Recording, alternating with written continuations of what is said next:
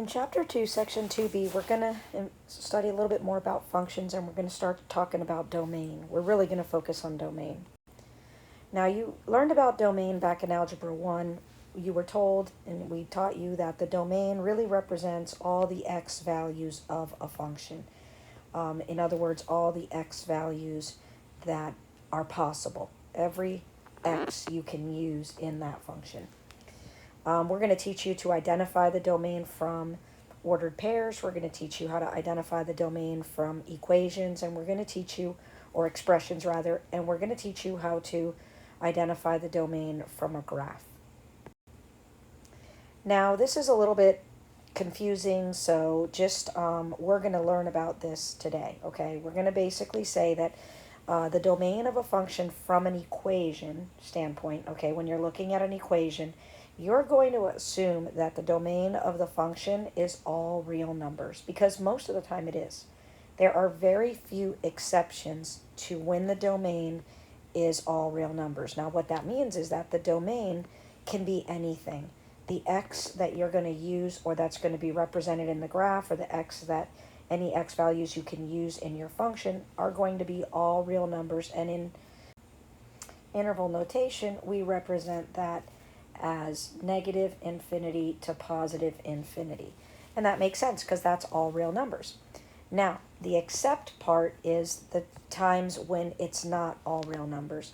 And what you have to look for is there a variable in the denominator? Because you know that if there's a variable in the denominator cannot equal 0. So that would be one exception.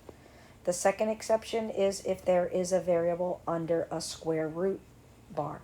Because again, remember that all real numbers in a square root, the number inside the radicand has to be greater than or equal to 0. Because you can't have a negative number inside of a square root, or it gives you an imaginary solution.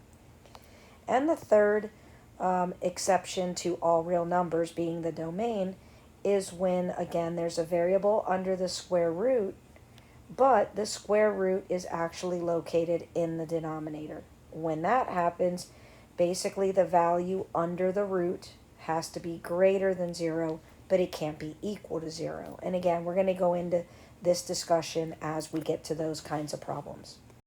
So we're going to start with some basic scenarios here for the domain. And again, notice in number 1, we give you a bunch of ordered pairs. Well, you know the domain is all the x values. So if the domain is all the x values, then you look at your ordered pairs and you notice that in this one it's 3, in this one the x is 4, in this one the x is 5, and in this one the x is 8. And so your domain is a set of the values 3, 4, 5, and 8. Number 2, again, it's a linear equation. And we know that if x is not in the denominator or x is not in the radicand, then the domain is all real numbers. Now, this is what you would have written back in Algebra 1. You would have said all real numbers. You might have even used this symbol, which represents all real numbers, but we want it in interval notation, which means negative infinity to positive infinity with the parentheses. So the answer that we're going to want in this section is interval notation. Okay. In number 3, again, there's no restriction. When you see an x next to a number, you can basically consider that in the numerator spot. So the variable x is really a numerator. And so therefore, it is not in the denominator spot. And so this function is all real numbers, which is, again, negative infinity to positive infinity. And number 4 is the same deal. Again, the domain, okay, is going to be negative infinity to positive infinity. Again, it's almost always going to be all real numbers unless you see a variable in the denominator or inside a radicand. For number 5, again, our domain is going to be negative infinity to positive infinity. And again, what I'm saying is that I can use any kind of table of values. I could do this little chart. Remember that f of x is just a fancy way of saying y, and I can plug any number I want. If I come over to this, I know that x can be 0. If x is 0, my y is negative 1. I know x can be a positive number like 1. That would give me an output of 0. It could be negative 1. It could be a fraction. It could be anything. Positive, negative, whatever. Any real number I can think of is acceptable. And that goes for all of these, okay? And so all of these are all real numbers until I get to this very last one. Notice again, my denominator is x. So I know that my denominator cannot, my x cannot equal, like if x is 0, my denominator is 0, which makes the whole function undefined. So I know x cannot be 0. So how do I write that? Well, think about it. If I put it on a graph, I know that if x can't equal 0, then I know that my graph is going to go to infinity on the left and infinity on the right. It just can't hit 0. And so how do I write that in interval notation? Well, it's going to be negative infinity to 0, union 0 to positive infinity. And that's how we would write the domain. So here we're going to go to more problems. Again, we've got some x's in the numerator spot, but again, in this type of problem, x can be in the numerator, anything, or the x in the numerator, because my numerator can equal 0. Let's just say I know that 1 would make this numerator equal to 0. Well, if x is 1, my numerator is that, my denominator is minus 4, and this just equals 0, which is completely valid. So I don't have to worry about, in this type of problem, I don't have to worry about the numerator. All I know is that my denominator, x minus 5, if it equals 0, my function is undefined. So if x is 5, my denominator will equal 0, which means x cannot equal 5. And so I know that my domain is going to be negative infinity to 5, union 5 to positive infinity. In other words, my domain is all real numbers except 5. When I go to number 8, I'm going to do 2x plus 1 equals 0. I'm going to find what makes the denominator equal to 0. Once I find what makes the denominator equal to 0, I'm going to say that x cannot equal that number. So x cannot equal negative a half. So my domain is going to be, again, negative infinity to negative a half, union negative a half to positive infinity. And that's the same as saying all real numbers except negative a half. Go to the third one. The third one is a quadratic, so it's a little bit different. So again here, I know that x squared minus 1 equals 0. I need to figure out what makes that denominator equal to 0. So I'm going to factor this, x minus 1, x plus 1, x equals 1, and x equals negative 1. So I see here that if x is positive or negative 1, my denominator equals 0, which means x cannot equal positive or negative 1. Now, at this point, again, how do I write this since I have a couple values here? Well, let's first envision what this might look like. Okay, I know that x cannot be 1, right? And it can't be negative 1.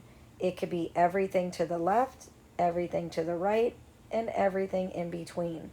So how I would write this is negative infinity to negative 1, union, negative 1 to positive 1, union, positive 1 to infinity. Basically, that's how you write the domain as all real numbers except 1 and negative 1. Now, this next one's a little bit tricky. Again, I start out the same way. I know that my denominator, I need to find what makes my denominator equal to 0. So x squared equals negative 4. I kind of do the work, plus minus square root of negative 4. And I get plus minus 2i. Well, I know that x cannot be positive or negative 2i because that would make the denominator 0. The problem is that 2i is not a real number. So guess what? There is no real number that will make the denominator equal to 0. Any real number that I square is going to be positive, making my denominator a number that's not 0. Notice that the only thing that makes the denominator equal to 0 is a negative, if x squared equals negative 4, and that's not going to happen. So my domain is actually all real numbers. I have no restrictions in this domain. because domain represents real numbers, and the only restrictions are these imaginary numbers, which doesn't affect the real number part of this. All right, so then we keep going, and now we get to radicals. When we get to radicals, we start thinking about what it can or what it cannot be. Again, once we see this radical, we know that what the value inside cannot be a negative number. So in here, x has to be an inequality. X can be greater than or equal to 0. So again, how do I write that in interval notation? Well, I know that it can equal 0 and go to infinity. And so that's how I write it. So x is all values greater than or equal to 0. Anything less than 0 would make this inside a negative, which would give me an imaginary value. So what about this one? Well, x minus 3 must be greater than or equal to 0. So that means x must be greater than or equal to 3. So my domain is going to be 3 to infinity. Okay, and that's how we do these. When the radical is like this, a single radical, it's not in the denominator, there's not a double radical, these are the easiest ones of all. On this page, we're going to start, these first two are pretty simple. Again, I know that 2x minus 1 has to be greater than or equal to 0. So 2x is greater than or equal to 1, and x is greater than or equal to a half. So my domain is going to be a half to infinity, like that. Okay? Again, these are the easier ones. Again, 4 minus x must be greater than or equal to 0. If I subtract 4 from both sides, I get minus x is greater than or equal to negative 4. Now here I have to divide by negative 1, which what's going to happen is I'm going to have to flip my sign. So x must be less than or equal to 4. So how I write this is it's going to be negative infinity to 4, like that. But again, my domain is still going to be a range. It's still going to be less than or equal to something.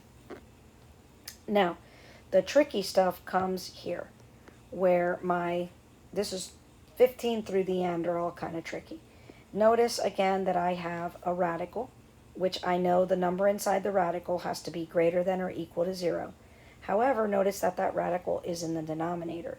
So I can't just come in here and say that x has to be greater than or equal to 0, because guess what? If it's equal to 0, then I'm going to get 1 over 0, which is undefined.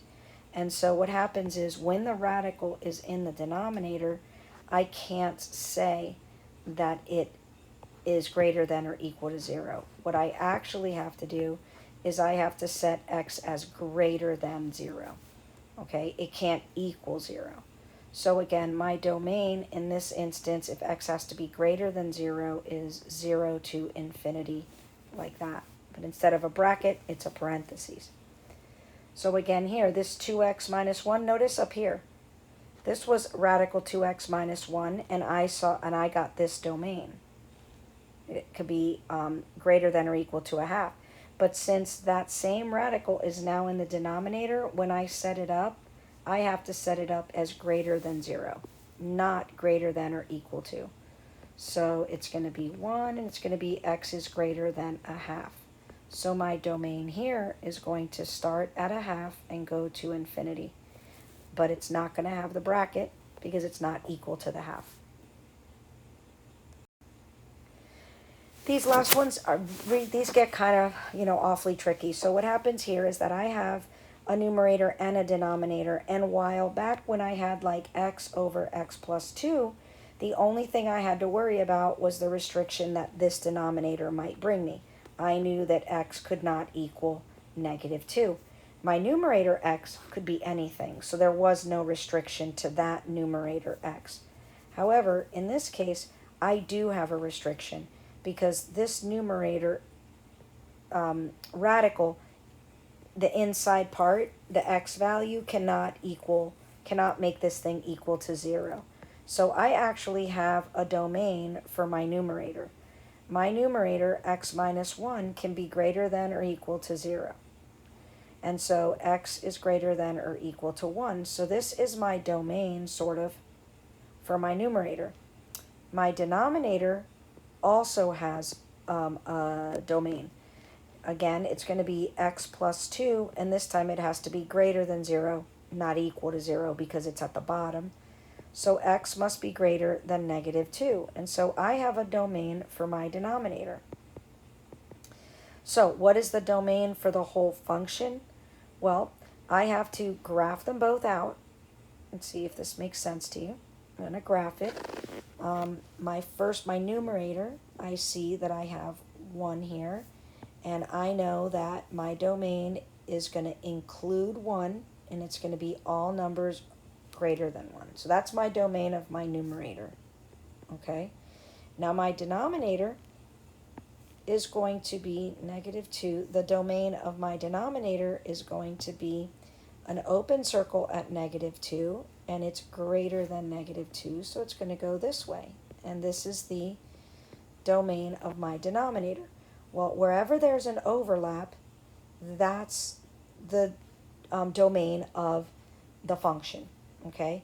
So, because it can't be this area right here, all of this is the domain, but only for the denominator, not the numerator. So I have to find the areas where they merge.